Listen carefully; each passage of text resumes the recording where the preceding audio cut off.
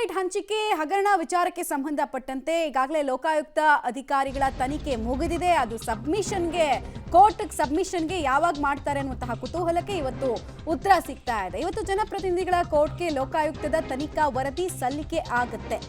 IGP Subrahmanyeshwara ರಾವ್ಗೆ ಈಗಾಗಲೇ SP Udesh ಅವರು ವರದಿಯನ್ನು ಸಲ್ಲಿಸಿದ್ದಾರೆ. ದಾಖಲೆಗಳನ್ನ ಹಿರಿಯ ಅಧಿಕಾರಿಗಳು ಪರಿಶೀಲನೆ ಮಾಡಿದ್ದಾರೆ. ದಾಖಲೆಗಳಲ್ಲಿ ಹಲವು ವಿಚಾರಗಳು ಗೊತ್ತಾಗಿದೆ. ಸಿಎಂ ಹಾಗೂ ಕುಟುಂಬಸ್ಥರಿಗೆ ಆಸ್ ಎಕ್ಸ್ಪೆಕ್ಟೆಡ್ ಕ್ಲೀನ್ ಚಿಟ್ ಕೊಡುವಂತಹ ಸಾಧ್ಯತೆನೇ ಜಾಸ್ತಿ ಇದೆಯಂತೆ. ಮೂಡಾದ ಮಾಜಿ ಆಯುಕ್ತ ನಟೇಶ್ ಅಧಿಕಾರಿಗಳ ವಿರುದ್ಧ ಮಾತ್ರ ಇಲ್ಲಿ ಆರೋಪ ಕೇಳಿಬಂದಿರುವುದು. ಅಧಿಕಾರಿಗಳಿಂದಲೇ ಅಕ್ರಮ ಆಗಿದೆ ಅಂತ ವರದಿಯನ್ನ ಸಲ್ಲಿಕೆ ಮಾಡೋದಕ್ಕೆ ಈಗಾಗಲೇ ಲೋಕಾಯುಕ್ತ ಮುಂದಾಗಿದೆ. ಅದಿನ್ನೂ ರಿವೀಲ್ ಆಗಿಲ್ಲ ಏನಿದೆ ರಿಪೋರ್ಟ್ನಲ್ಲಿ ಅಂತ. ಬಟ್ ಒಂದು ವೇಳೆ ಹೀಗೆ ರಿವೀಲ್ ಆದರೆ ದೂರುದಾರರಿಗೆ ಇದ್ದಂತಹ ಆತಂಕ ನಿಜವಾದಂತೆ ಆಗುತ್ತೆ. ಮತ್ತೆ ಆಶ್ಚರ್ಯ ಅಂತ ಅನಿಸ್ತಾರದು ಗೊತ್ತಿಲ್ಲ ನಮ್ಗೆ. ಇದ್ರ ಬಗ್ಗೆ ಒಂದು ಪಬ್ಲಿಕ್ ಡೊಮೈನ್ಗೆ ಆ ಡಾಕ್ಯುಮೆಂಟ್ ಬಂದಾಗ ಗೊತ್ತಾಗುತ್ತೆ. ಆರೋಪಿತ ಸ್ಥಾನದಲ್ಲಿದ್ದವರು ಸಡನ್ ಆಗಿ ವಿಕ್ಟಿಮ್ ಸ್ಥಾನಕ್ಕೆ ಬಡ್ತಿಯನ್ನ ಪಡ್ಕೊಳ್ತಾ ಇದ್ದಾರೆ. ಇದು ಆಶ್ಚರ್ಯ ಆಗ್ತಾ ಇದೆ.